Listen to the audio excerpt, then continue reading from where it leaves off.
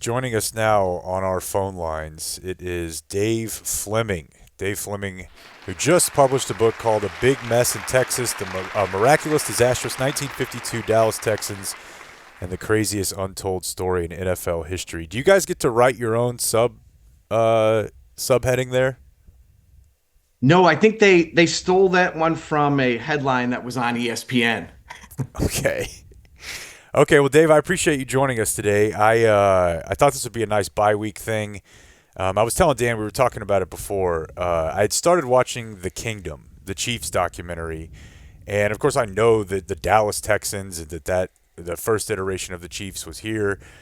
And I don't know that even growing up here I'd really put together that there was another attempt at a franchise by that same name in the early 50s.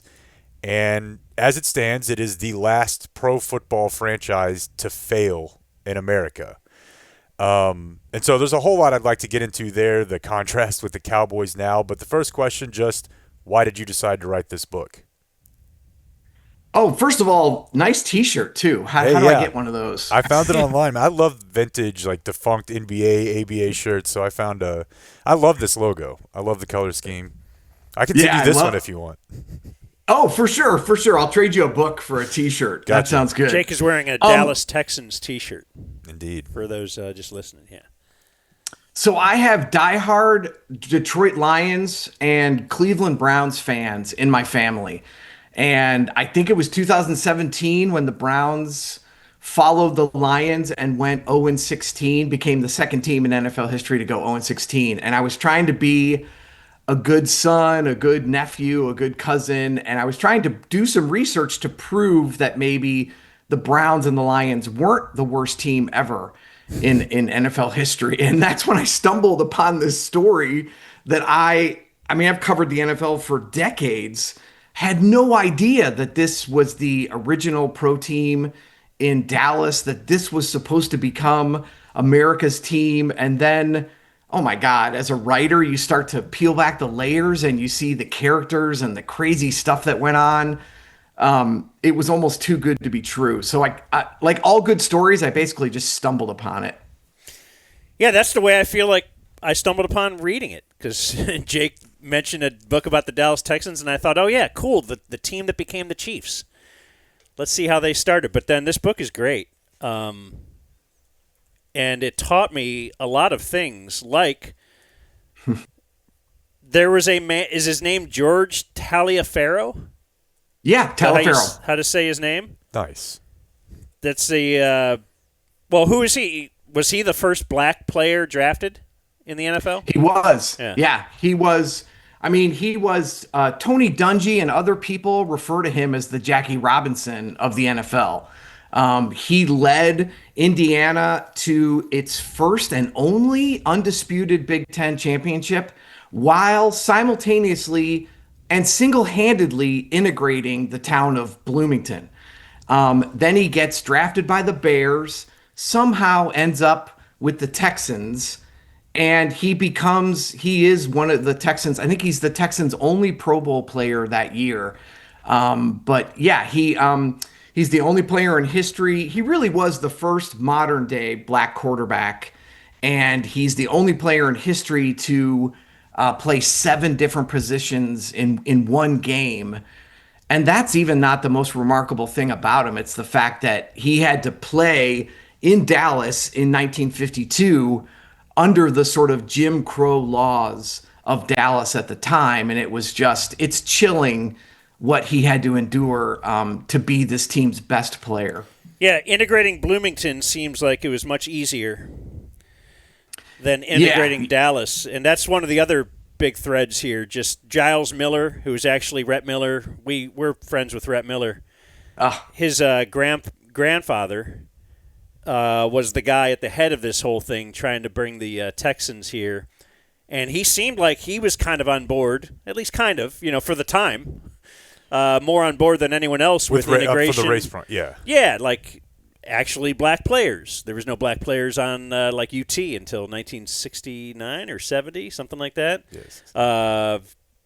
And he also, he was a guy that loved money, but he was going to in theory, integrate the Cotton Bowl, and black fans will sit with white fans, and that just it turned out the city wasn't quite on board with what Giles Miller thought he might be able to do.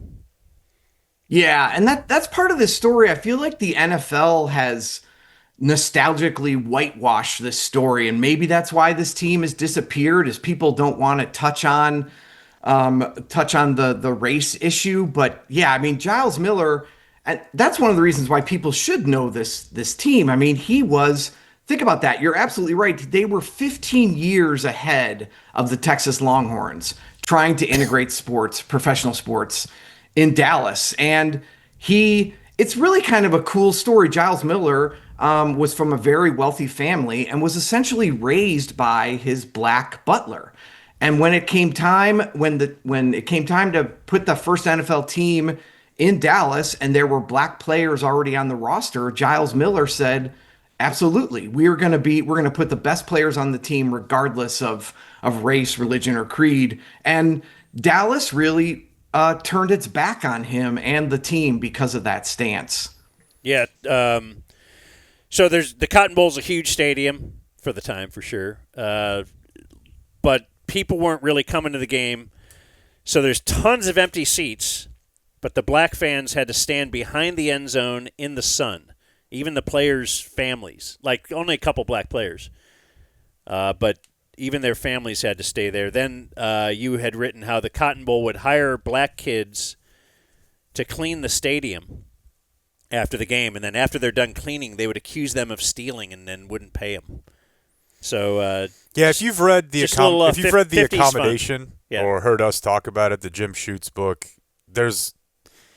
you have to place this in that context, I think, because when you know the whole story, my first thought is, how is it possible that a pro sports team, a football team in Dallas, failed? Because you're thinking the college games are packed, high school games are packed, and part of it is that pro football was failing in general, but you're like, this is a slam dunk. You just get a pro football team in Dallas. But then you remember what was happening in Dallas at that time, which is something we generally don't talk about in this city. You know what I mean? Like, we're different from Mississippi and Georgia or whatever, but it was not different. And my question is, how did Giles, Rhett's grandfather, not know that?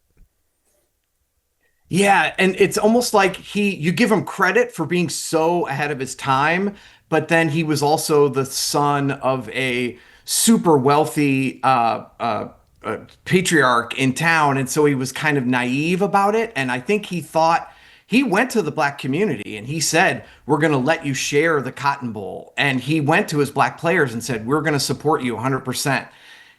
But then he didn't do anything after that. He just kind of tried to wish it into reality. And I think I'm so glad you guys brought up the Cotton Bowl thing, because that was a perfect example of, Giles, Rhett's grandpa, was like, well, this just makes sense. Why can't we've got black and white players on the team. Can't we just share? Can't we move those two sections of our community even just a little bit closer and open up the Cotton Bowl a little bit? And he just thought it made perfect sense.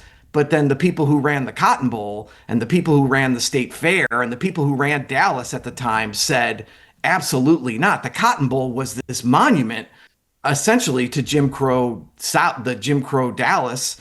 And the black community they were pledging they were going to bring 15 to 20,000 fans to every game because they were into it, because they had representation. They show up at the Cotton Bowl and nothing's changed. In fact, it's even more segregated, and they're forced to stand, even though the rest of the stadium is empty, they're forced to stand in the end zone in the heat. And that was essentially, the minute that happened, was the sort of beginning of the end for the Texans. Yeah, the Cotton Bowl, obviously, right there with the State Fair. And, people may forget, there was actually Klan Day at the State Fair at that time. That's how popular the Klan was in Dallas, is that you could get in free by dressing in Klan garb, which like 75,000 people would do over the course of the fair. And they're playing their games next to it. So, I don't know. We're kind of dealing with perhaps an owner here in town for one of our teams who's been in the news for maybe not exactly knowing what he was getting into, because there's some nepotism involved in the Mavericks owner, and this is what this reeks of too. It's just somebody who doesn't know what the real world is like. And back to George Taliaferro, there was one. Well, there's many interesting notes about him. He turned out to be a great man, and his dad died in an odd manner. Do you remember this, Jake? Do you remember this? Oh, yeah. Yeah.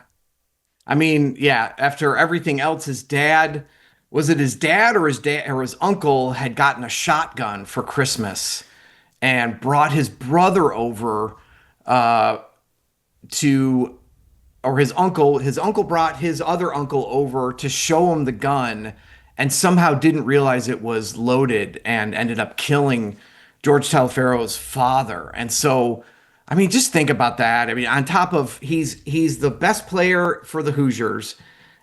He's integrating Bloomington. And on top of that, he's dealing with grieving the death of the accidental death of his father. It's almost, I mean, you just couldn't, if you put this in a fiction book, people would say it was too much. Yeah, and there is a lot of commentary or narrative about how society was at that time and why that was in the backdrop of why it didn't work. There's also just a bunch of awesome old gritty football stories. So if you have someone in your life who loves that, Dave, the holidays are fast approaching. I'm not sure if you've heard, but this is a great gift book. Because again, it feels like a movie, right? Like there's a Remember the Titans type element to it. That they didn't just have a few black players; they had women on their board. They had Latinos on staff, Irish, Catholic, and the quarterback was from California and had long hair. Like it really does feel. So you got to be hoping for that, right? There's enough characters. Yeah. There. In fact, I mean, Rhett has been so helpful since the very beginning with connecting me with family and research and all these other interviews. And so we are continuing that. Rhett did a Q&A for the audiobook, but we're already pitching it together to studios as either like a Netflix series or a movie. It would be great because you're right. There's so much. The whole book is just a WTF. And really the whole 1950s NFL was in a good way, so colorful and chaotic and violent. I think people just can't, in the context of today's game, people just can't wrap their head around, in my mind, how awesome the Wild West era of the NFL was in the 50s. Yeah, you dance around a lot. You didn't get deep into it, but the partying that the players would do and the whether that is just the drinking and stuff or all the chicks they had. Like down here at the time, too. Bible Belt, Dallas, 50s. I think the line from the book was like there was more out-of-wedlock sex happening where the players lived than in the rest of the state of Texas. But, a lot of that out of that Bible Belt, all that's sometimes a facade because Giles himself. Sure. There was a little paragraph here. No doubt the NFL was a really poor business deal, said his son Ed. But as my brother likes to say, Papa probably would have still been all right if he could have just kept his gosh darn pecker in his pants. And many such cases. And we look at Giles Miller. Rhett's grandpa had an entire second family on the other side of Dallas, which was found out in the 60s, which reminds me of, in fact, that's the Chiefs. Who's the Chiefs? Lamar, right? Lamar's dad, right? Yeah. The one who would do the crawling on the ground? Yeah. He had a second family. At least I think it was in another state. But back then, yes, you could just live on the other side of town. And he had another, it was just a mistress, but a wife, two kids. It was insane. That is. Oh my God, you guys are picking out all the best highlights. I so appreciate that that the stuff that you're pulling out because I mean, I thought it was funny. Giles wrote it was like almost like a memoir or a diary of the season, and Rhett got me that. I think there are only 3 copies, and Rhett got me one of those. And throughout that whole book, he keeps describing how tired he is and how run down he is. And then you don't discover till later it's because, he had a whole second family on the other side of town. I can't take the stress anymore. I can't put my finger on it. GameDay.dumbzone.com. Yeah, if, get 10% Giles off Miller TRT, Dave. would like to be a better you. Just so full of characters. I had zero idea until I read this book that this team becomes the Baltimore Colts. And the Baltimore Colts of that era is legendary. They had Art Donovan, that Gino Marchetti, Johnny Unitas. Johnny Unitas wasn't here, but those other two guys were here playing for the Texans. And Art Donovan became kind of like a Bob Uecker, like a very famous national figure in the 80s, or maybe it was the 70s. I don't know. The point is, though, he was actually like a great player, too. Bob Uecker was a crappy player, but then fun. Just all the colorful characters on this team. And then, I think that's sorry. No, go ahead. I think that's what you forget is that the team was, even though they basically partied their way and spent their way out of the NFL in like 5 months, the team was loaded with talent. They had I think more than a dozen people on their roster and front office who would go on to become Hall of Famers, either in college or pro football. And you're absolutely right. Art Donovan was one of those characters. Gino Marchetti, all those guys. Frank Tripucka. I know you guys were in Denver recently. Frank Tripucka, who was the original retired number 18 jersey in Denver, got his start with the Dallas Texans. This team is like the Forrest Gump of the NFL. They're connected to everything. And I also think I think one of the reasons why they've sort of disappeared is the NFL doesn't necessarily want people. The Johnny Unitas, the squeaky clean Johnny Unitas, savior of the NFL Baltimore Colts. I don't think the NFL wants people to know that team was born out of this partying, spending, disastrous, crazy season in Dallas just the year before.